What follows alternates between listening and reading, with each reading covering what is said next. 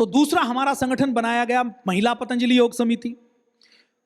अब बहनों और भाइयों के संगठन के साथ साथ जब 2009 में यह हुआ कि अब व्यवस्था बदलनी है, केवल योग सिखाने से काम नहीं होगा। हम योग तो सिखा रहे हैं पार्क में, लेकिन हवा खराब है, देश के अंदर भ्रष्टाचार है, नल से पानी खराब आ रहा है, देश के अंदर 2G 3G 4G घोटाला हो रहा है।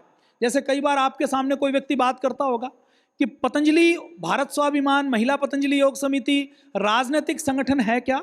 हम राजनीतिक संगठन नहीं हैं, हम गैर राजनीतिक संगठन है, ये आप याद रखें। कौन सा संगठन है? हम गैर राजनीतिक संगठन है।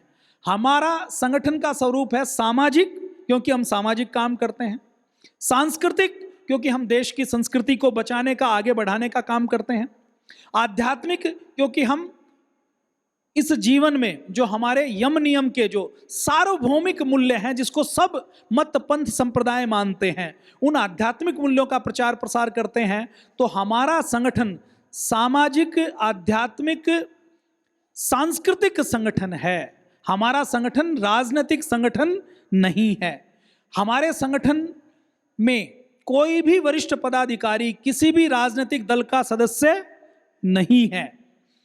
हमारे संगठन ने कभी भी कोई राजनीतिक चुनाव नहीं लड़ा, लेकिन हमारे संगठन का एक नियम है, एक प्रतिज्ञा है कि हमारे संगठन का जो सदस्य होगा वो राष्ट्रहित में अपना 100% मतदान करेगा, क्योंकि मतदान करना हर नागरिक का राष्ट्रीय कर्तव्य है और दायित्व है।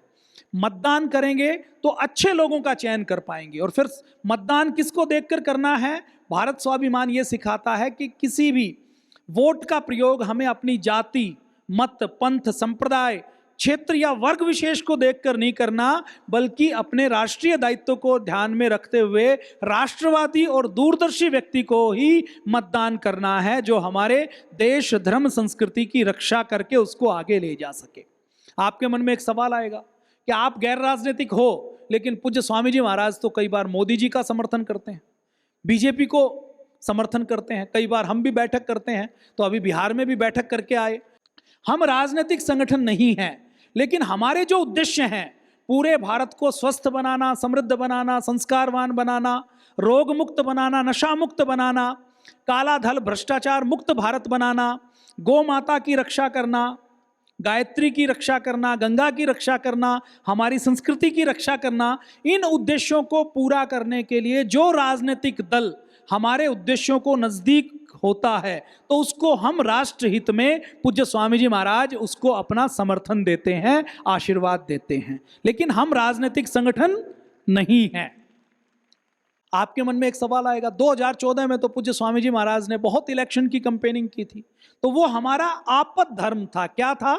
आपद धर्म। उस समय देश के ऊपर खतरा था, काला धन भ्रष्टाचार बढ़ रहा था, हमारे सनातन धर्म को खतरा था, और उस समय जो राष्ट्र विरोधी भ्रष्टाचारी सरकारें थी, उन्होंने ये निर्णय किया था कि हम सनातन को बहुत गहरी चोट पहुंचाएं, और नीतियां ऐसी थी कि देश की खदानें लूट रही थी, देश के अंदर 2G 3G 4G घोटाला हो रहा था, देश के अंदर ऐसा वातावरण बना दिया था। जब पूज्य स्वामी जी महाराज ने 2014 में आंदोलन किया कि लोकपाल की नियुक्ति करें, काला धन वापस लाएं, भ्रष्टाचार के ऊपर रोक लगाएं, देश के अंदर आयुष डिपार्टमेंट बनाकर योग आयुर्वेद को प्रमोशन दें, जब ये मांगे की तो आंदोलन किया, तो हमारे ऊपर लाठीचार्ज किया गया।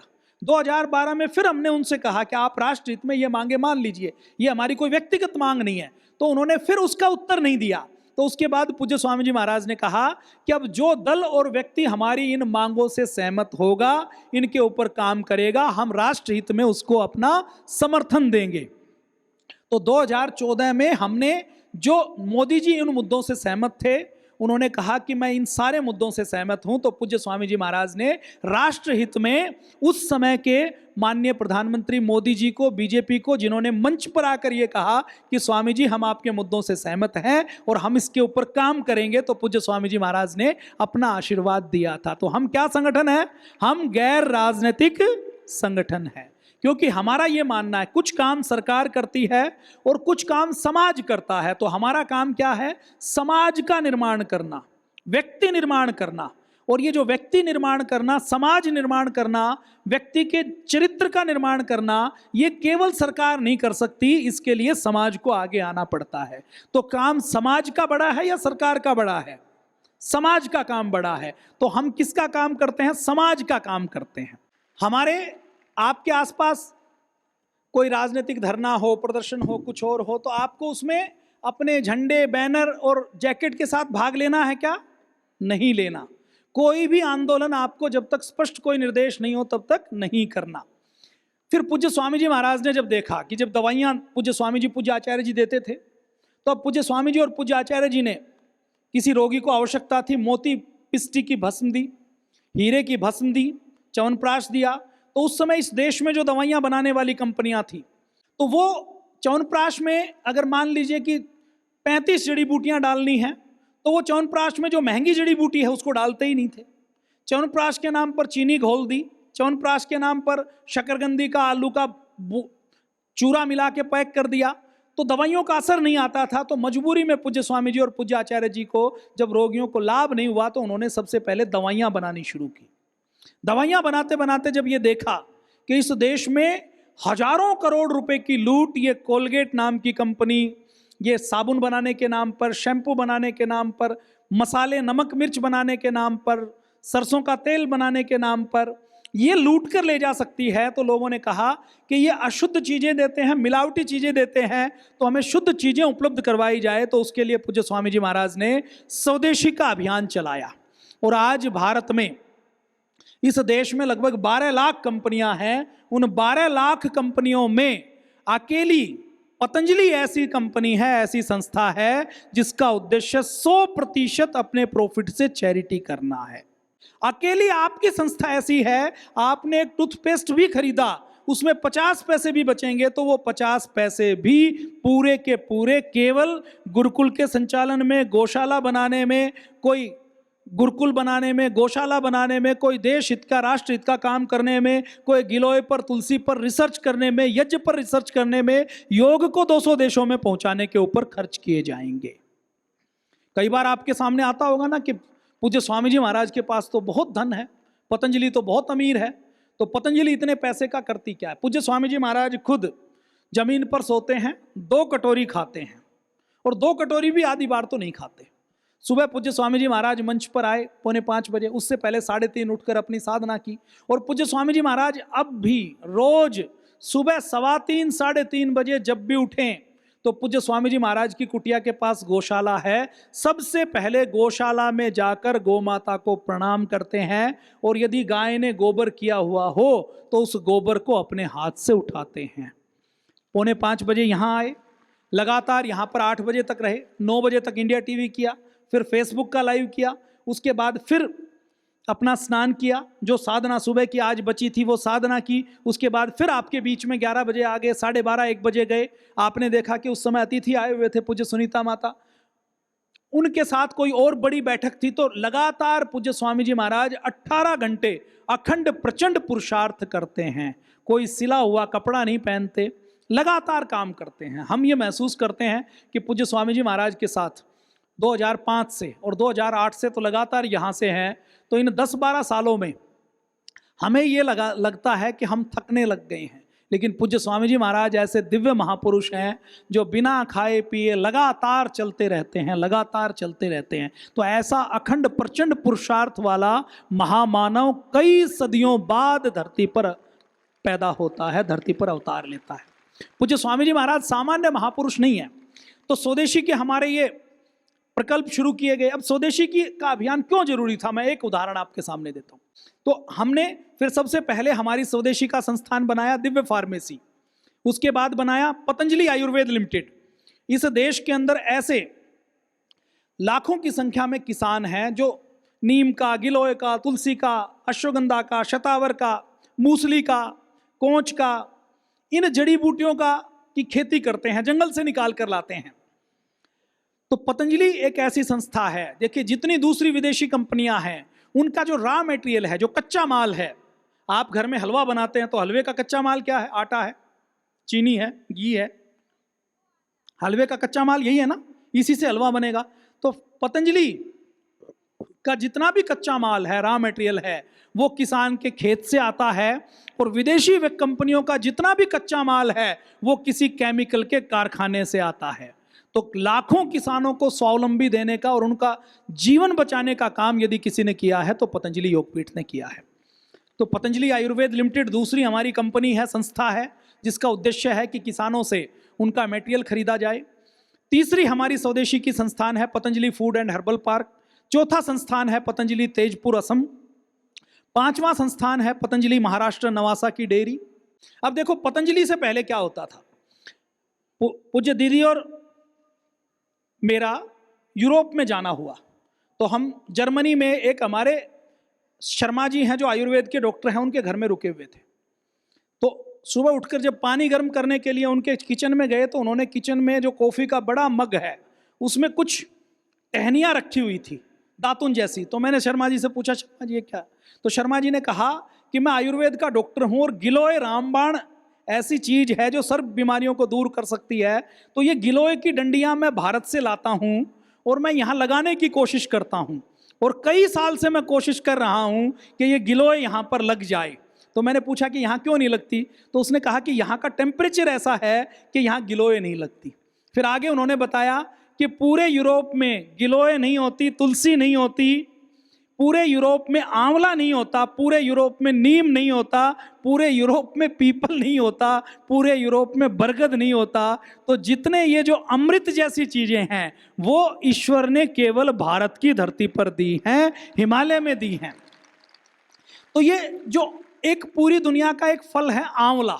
अब आंवला भारत में खूब होता है पूरी दुनिया में और यूरोप में नहीं होता। तो ये आंवले के बाग प्रतापगढ़ में खूब होते थे। पतंजलि का स्वदेशी अभियान क्यों जरूरी है, मैं उसके लिए, कई बार लोग बात करते हैं ना पतंजलि सामान क्यों बनाती है। पतंजलि सामान नहीं बनाती, पतंजलि तो अच्छे इंसान बनाने का काम करती है, सामान बनाना तो थोड़ा सा काम है। तो आंवले के बाग प्रतापगढ़ में होता था। 2005-6 में ऐसा समय आया कि आंवले के बागों को किसान आग लगा देते थे। क्यों आग लगाते थे? वो कहते थे आंवले को तोड़ेंगे, लेबर लगेगी, फिर उसको इकट्ठा करेंगे, पैक करेंगे, मंडी में लेके जाएंगे। तो जितनी आंवले को तोड़ने से लेकर और मंडी तक पहुंचाने का खर्चा है, आंवले को बेचें तो उतना पैसा भी नहीं मिलता। तो बोले इससे अच्छा है हम इसको आग लगा दें, क्योंकि आंवला हमारे किस काम का है। और आंवला धरती के ऊपर ऐसा फल है जो एक एक सेल के माइटोकॉन्ड्रिया को भी जवान करने का काम करता है। जब लाखों लोग ऐसे आग लगा रहे थे, पूज्य स्वामी जी और पूज्य आचार्य जी को पता लगा, तो उन्होंने ये सोचा कि आंवला तो अमृत फल है, ये देश के लोगों को मिलता नहीं और प्रतापगढ़ के लोग आग लगा रहे हैं। तो उन्होंने सबसे पहले आंवले का जूस बनाने का काम पतंजलि योगपीठ ने किया। आंवले के बाग बचे और आंवले का मूल्य जो किसानों को मिलता था उससे कई कई गुना ज्यादा मूल्य मिलना शुरू हुआ। आज पूरे भारत में देश के किसान जितना भी आंवला पैदा करते हैं उसके सबसे ज्यादा खरीद करने वाली कोई संस्था है तो आपकी पतंजलि योगपीठ है। तो स्वदेशी ने किसानों को बचाने का काम किया, आयुर्वेद को बचाने का काम किया। आप नागालैंड में होते हैं, आप असम में रहते हैं, आपके पास आंवला नहीं होता 12 महीना, लेकिन जूस को आप प्रयोग करें तो 12 महीना आप अमृत का सेवन कर सकते हैं कि नहीं कर सकते। तो ये बड़ा काम स्वदेशी से पतंजलि योगपीठ द्वारा किया गया है। पतंजलि दूध डेयरी, गाय का दूध पैकिंग में मदर डेयरी अमूल कोई नहीं बेचता था। जब कोई भी गाय का दूध पैकिंग में नहीं बेचता था तो सबसे पहले पतंजलि ने गौ माता के दूध को पैक करवाकर उपलब्ध करवाया। पतंजलि परिधान, जींस बनाकर, कपड़े भारत के ही लुधियाना से बनाकर विदेशी कंपनी 500 रुपए के कपड़े को 5,000 10,000 रुपए में बेचने का काम करती थी। तो पतंजलि ने परिधान के नाम से असम की, महाराष्ट्र की, अलग अलग बिहार की साड़ी, अलग अलग प्रकार की सिल्क, अलग अलग प्रकार की ट्रेडिशनल चीज़ों को बचाने के लिए उनको उपलब्ध करवाया। कई बार बड़ी बात कही जाती है, वो कहते हैं जी पतंजलि तो पहले जींस का विरोध करती थी, फिर पतंजलि ने ही जींस क्यों लॉन्च की। कई बार सोशल मीडिया में आपके सामने भी आता होगा। जींस देखिए स्वदेशी परिधान नहीं है, लेकिन अभी विदेशी चीज़ों का प्रभाव इतना ज़्यादा है कि सबके घरों में बच्चे जींस पहनते हैं कि नहीं पहनते।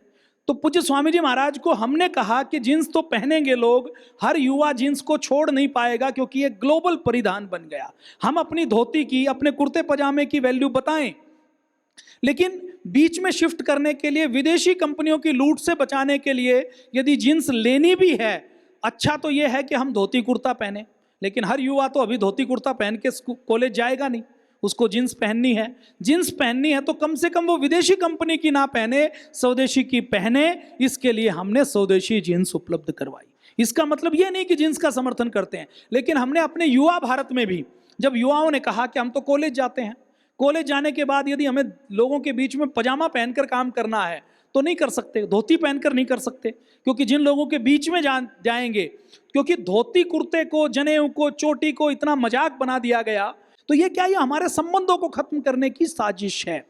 हमारे धार्मिक जितने भी प्रतीक हैं, फिल्मों ने, मीडिया ने षड्यंत्र पूर्वक उनको दूषित करने का, उनको मजाक बनाने का काम किया है। उसके खिलाफ भी पतंजलि आंदोलन चला रहा है, जागरूकता का अभियान चला रहा है। तो जब जींस को, धोती कुर्ते को इतना बदनाम कर दिया गया कि धोती कुर्ता मतलब अनपढ़, धोती कुर्ता मतलब गंवार, धोती कुर्ता, जनेऊ और चोटी जिसने पढ़ी हो, इसका मतलब उसको कुछ आता जाता नहीं है। इसको भी तोड़ने का काम पतंजलि कर रहा है, ऐसे आइकन भी बनाए जा रहे हैं। तो हमने जींस केवल इसलिए लॉन्च की कि हमारे युवाओं को, युवाओं के बीच में जाकर बात कहनी हो तो वो कम से कम स्वदेशी को आगे लाकर अपनी बात कह सकें। तो ये हमारे स्वदेशी के संस्थान हैं। इसमें आईटी की कंपनी भी है, पतंजलि भरवा, पतंजलि सोलर एनर्जी भी हैं। ये हमारे ट्रस्ट की फोटो आप देख रहे हैं, ये पतंजलि योगपीठ फेज 1 की फोटो आप देख रहे हैं। ये संपर्क सूत्र हैं। एक बात का आपको विशेष ध्यान रखना है, योगग्राम में बुकिंग करवानी हो, पतंजलि की कोई डिस्ट्रीब्यूटरशिप लेनी हो, आरोग्य केंद्र खोलना हो, वेलनेस में आना हो, निरामयम में आना हो, गुरुकुल में, पतंजलि विश्वविद्यालय में, आचार्य कुलम में एडमिशन लेना हो, पतंजलि में कोई जॉब चाहिए, तो आपको इंटरनेट से, गूगल से कहीं भी नंबर नहीं लेना। कहाँ संपर्क करना है? आपको जो डायरी दी गई है, जो पुस्तकें दी गई हैं, उनके ऊपर जो कॉन्टैक्ट नंबर है, केवल उसी के ऊपर संपर्क करना है। इसके अलावा आपको कोई परिचित पूछे कि मैं कहाँ संपर्क करूं, तो उसको कहिए कि आस्था टीवी देखे। आस्था टीवी के ऊपर जो प्लेट चलती है, उसमें जो नंबर चलता है, केवल उसी के ऊपर वो पतंजलि का आधिकारिक नंबर मांगे। सबसे ज्यादा नकल उसी की होती है जिसमें सबसे ज्यादा ताकत होती है, जिसके ऊपर भरोसा करते हैं। पतंजलि की नकल करने वाले फेसबुक पर, यूट्यूब पर ऐड चलाते हैं और लोगों को झांसा देकर के वेलनेस में, योगग्राम में हम रजिस्ट्रेशन करवाते हैं, उनके साथ फ्रॉड कर लेते हैं। तो आपको उस फ्रॉड के झांसे में नहीं आना। किस नंबर पर बुकिंग करवानी है? जो ऑफिशियल नंबर है उसी के ऊपर बुकिंग करवानी है। ये पतंजलि योगपीठ फेज 1, ये हमारे संगठन का मुख्यालय है। हमारे 5 संगठनों का मुख्यालय है राजीव दीक्षित भवन। ये पतंजलि रिसर्च इंस्टीट्यूट है जहां पर 500 वैज्ञानिक सेवा का काम करते हैं। पतंजलि ऐसी पहली संस्था है जिसने आयुर्वेदिक दवाओं के ऊपर भी एनिमल ट्रायल करने का काम किया है। गिलोय से जुकाम ठीक होता है, ये कोई विदेशी कंपनी नहीं बताएगी। अगर गिलोय से जुकाम ठीक हो, तुलसी से जुकाम ठीक हो, गिलोय से जोड़ों का दर्द ठीक हो, आपके घर के जड़ी बूटियों से, मसाले से कोई बीमारी ठीक हो, कोई विदेशी कंपनी इसके ऊपर रिसर्च करे तो एक रिसर्च करने में 700 से लेकर 7,000 करोड़ रुपए खर्च होते हैं। कितने? 700 से लेकर 7,000 करोड़, सैकड़ों करोड़ रुपए खर्च होते हैं, तब जाकर एक रिसर्च होती है। कोई भी विदेशी कंपनी अगर रिसर्च करके ये बताए कि गिलोय ले लो, गिलोय से जोड़ों का दर्द ठीक हो जाए, तो उसको कोई फायदा होगा? गिलोय तो आपके घर में फ्री में है। तो कभी भी कोई विदेशी कंपनी उस चीज के ऊपर रिसर्च नहीं करती जिसका प्रोडक्ट नहीं बनाया जा सके, जिसकी दवा नहीं बनाई जा सके, जिसको डिब्बे में पैक नहीं किया जा सके। और पतंजलि उन सारी चीजों के ऊपर रिसर्च कर रही है जो हमारे सनातन की हैं और जो बिना एक पैसे खर्चे दूसरे को स्वास्थ्य देने का काम कर सकती हैं। पतंजलि रिसर्च करके बताती है तुलसी से, गिलोय से ये होता है, और लोगों को कहते हैं कि आप निःशुल्क अपने घर पर इसका प्रयोग करें। पतंजलि रिसर्च फाउंडेशन का इनॉग्रेशन माननीय प्रधानमंत्री जी द्वारा किया गया। सारे राष्ट्रपति, सारे प्रधानमंत्री सब पतंजलि योगपीठ में आकर ये कह चुके हैं कि इस देश में योग के क्षेत्र में, आयुर्वेद के क्षेत्र में और समाज सेवा के क्षेत्र में सबसे बड़ी संस्था यदि कोई है तो पतंजलि योगपीठ है।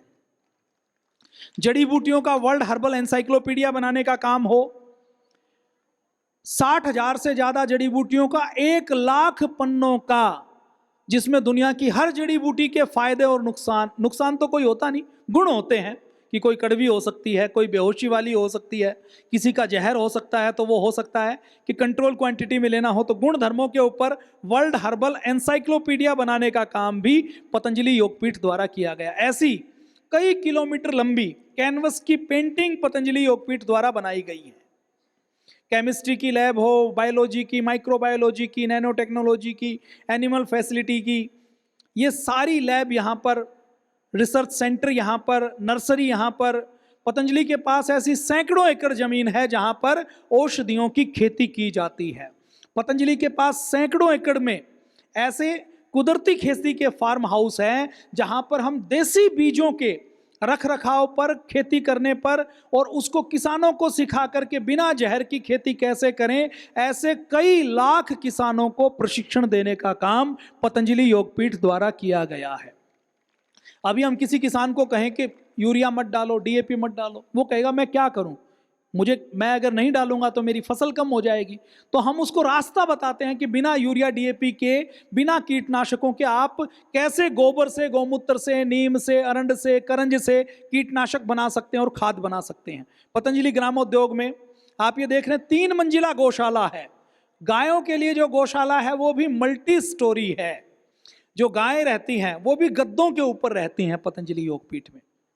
कुदरती खेती हो, हमारे इंटरनेशनल ट्रस्ट हैं, ये लिटिल कैम्ब्री का फोटो आप देख रहे हैं। 35 से ज़्यादा देशों में पूज्य स्वामी जी महाराज ने काम किया है। हमारे संगठन पूरे देश में हमारे 11 लाख से अधिक योग शिक्षक, जिन्होंने यहाँ आकर, हरिद्वार में जैसे आप आए हैं ऐसे यहाँ पर पिछले 20 सालों में 11 लाख से अधिक योग शिक्षक यहाँ पर आ चुके हैं, और उनके निःशुल्क रहने खाने की सारी व्यवस्था पतंजलि योगपीठ के द्वारा की गई है। और उनको केवल एक ही बात कही है कि आप जहाँ रहो वहाँ खुद योग करवाओ और दूसरों को योग करवाएं। भारत स्वाभिमान, युवा भारत, पतंजलि किसान सेवा समिति, हमरो स्वाभिमान, सोशल मीडिया, ये हमारे सेवा के संगठन हैं जो सेवा करते हैं। शिक्षा के क्षेत्र में पतंजलि बहुत बड़ा काम कर रही है। पतंजलि गुरुकुलम, ऐसा गुरुकुल जहाँ 600 बच्चों को पूरी गीता याद है। अगर सनातन को बचाना है तो नारा लगाने से सनातन बचेगा, या महर्षि दयानंद, स्वामी विवेकानंद जैसे विद्वान तैयार करने से सनातन बचेगा? हिंदू को अगर पता ही नहीं हिंदू क्या है, सनातन क्या है, हिंदू धर्म क्या है, सनातन धर्म क्या है, इसके सिद्धांत क्या है, जब तक ये बताने वाले लोग नहीं होंगे तो क्या सनातन धर्म बच सकता है? तो सनातन धर्म को बचाने का काम भी पतंजलि योगपीठ कर रहा है। तो पतंजलि गुरुकुलम ऐसा गुरुकुलम है जहां पर 500 से अधिक बच्चों को पूरी गीता याद है। यहाँ पर ऐसे बच्चे हैं जिनको चारों वेद याद हैं, सारे दर्शन याद हैं, सारे उपनिषद याद हैं। केवल नारे लगाने से काम नहीं होगा। काम तब होगा जब दूरदर्शिता से ठोस काम किया जाएगा। आप कल्पना कीजिए, अगर 10 महर्षि दयानंद, स्वामी विवेकानंद या पूज्य स्वामी जी जैसे व्यक्तित्व तैयार हो गए तो पूरी दुनिया में सनातन और योग का डंका बजेगा या नहीं बजेगा?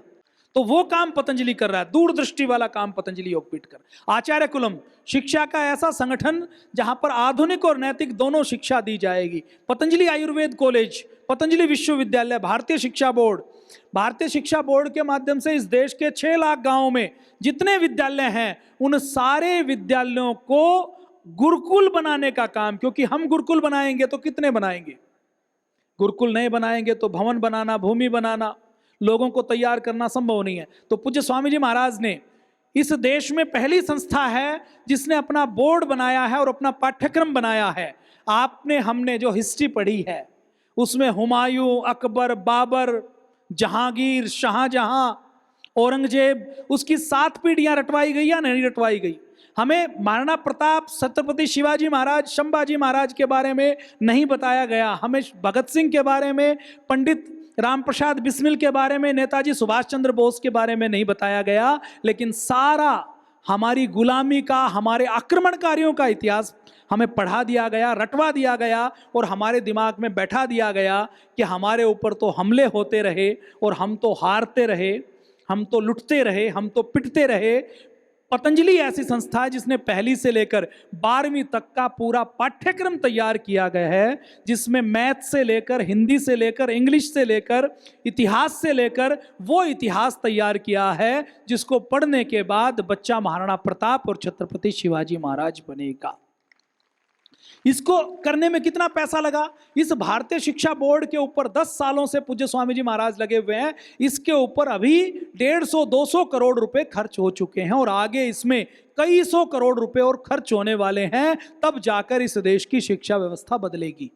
तो ये हमारे शिक्षा के संस्थान हैं।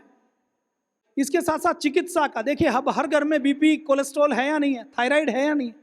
आज से 40-50 साल पहले हर घर में बीपी कोलेस्ट्रॉल थायराइड होता था या नहीं होता था।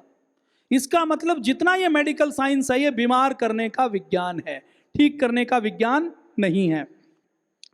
बीपी, शुगर, थायराइड, जोड़ों का दर्द, हार्ट की बीमारियां, लीवर किडनी की बीमारियां और कैंसर तक की बीमारियों को डीरूट करने का एक कोई सिद्धांत दिया है तो पतंजलि योगपीठ ने दिया है, जिसमें योग, आयुर्वेद, नेचुरोपैथी, पंचकर्म, षटकर्म आदि 250 प्रकार की थेरेपियों को मिलाकर हर व्यक्ति को ठीक किया जाता है। आप रोज टीवी के ऊपर देखते हैं। तो चिकित्सा के हमारे संस्थान हैं पतंजलि वेलनेस, योगग्राम, निरामयम, पतंजलि वेदा लाइफ, ये हमारे चिकित्सा के संस्थान है। इसके साथ साथ देश के 3000 से अधिक हमारे ऐसे सेवा केंद्र हैं जहां पर कोई भी व्यक्ति जाकर वहां पर निशुल्क योग आयुर्वेद का परामर्श लेने का काम कर सकता है। तो ये हमारे चिकित्सा के संस्थान हैं। ये मैंने कुछ आपको बताया। इसके अलावा गन्ना खरीदना हो, उपले खरीदना हो, नीम गिलोय खरीदना हो जो वनवासी निकाल कर लाता है, कहीं कोई आपदा आती हो, बिहार की आपदा हो, बिहार में बाढ़ हो, असम में बाढ़ हो, कश्मीर में बाढ़ हो, लेह लद्दाख में बाढ़ हो, तो सबसे पहले जो संस्थान, सबसे पहले सेवा करने का संस्थान खड़ा होता है तो वो आपका पतंजलि योगपीठ है। जब केदारनाथ में आपदा आई तो वहां के डीएम का फोन आया कि पानी भी नहीं है देने के लिए, तो वो आपकी संस्था पहली संस्था है जिसके पास रात को 10:30 बजे फोन आया तो सुबह 6 बजे पतंजलि ने 10 ट्रक पानी के, बिस्किट के और दवाइयों के तैयार करके सुबह 4:30 बजे उनको हरी झंडी दिखा दी कि सबसे पहले केदारनाथ में सहायता पहुंची तो आपके संस्थान की पहुंची थी। रक्तदान हो, देहदान हो, गरीब कन्याओं का विवाह हो, कंबल वितरण हो, सब चीजों में, अनाथालय का संचालन हो, वृद्धाश्रम का संचालन हो, सब चीजों में पतंजलि ऐसा संस्थान है जो सदैव सबसे आगे रहता है। तो ये मैंने पतंजलि के बारे में थोड़ा सा बताया। पूरी अगर जानकारी करनी है तो जैसे पूज्य दीदी ने कहा कि 15 से 20 दिन चाहिए। और आपको जानकर आश्चर्य होगा, पतंजलि की जितनी सेवाएं हरिद्वार में चल रहे हैं उन सब में मैं भी नहीं जा पाया हूं। सब चीजों में मैंने भी, सब चीजों के हर जगह हमें भी जाने का समय नहीं मिला, क्योंकि इतने काम हो रहे हैं कि सबको हम भी नहीं जानते। ये तो वो हैं जो सार्वजनिक तौर पर किए जा रहे हैं, और बहुत से ऐसे काम भी हो रहे हैं जो पतंजलि के माध्यम से पूरे भारत को बदलने का काम करेगा, जिनकी योजना, ब्लूप्रिंट प्रोजेक्ट अभी चल रहा है जो आगे आने वाले समय में आपको धरती पर दिखाई देंगे। तो पतंजलि अलग अलग रूपों में सेवा करिए। अभी एक सवाल बार बार आता है कि पतंजलि का घी कहां से आता है। पतंजलि का घी जरूर नकली होगा। देखिए, इस देश में अभी भी 20 करोड़ गायें हैं और 20 करोड़ गायों में लगभग 10-12 करोड़ गायें दूध देती हैं। कर्नाटक में, महाराष्ट्र में, राजस्थान में जो गायें दूध देती हैं वो दूध डेयरी में आता है और डेयरी में दूध की क्रीम को निकाल लिया जाता है। वो क्रीम पतंजलि योगपीठ में आती है, सीलबंद कंटेनर में आती है, उसका सैंपल लिया जाता है और उससे जो घी बनाया जाता है वो आप तक उपलब्ध करवाया जाता है। पतंजलि का घी इतना शुद्ध है कि पतंजलि के घी का आप कोई भी सैंपल सीलबंद लें और दुनिया की किसी भी लैब में टेस्ट करवाएं तो उसमें कोई भी मिलावट आपको नहीं मिलेगी। तो ये मैंने कुछ चीजें आपको बताई, बहुत आनंद हुआ।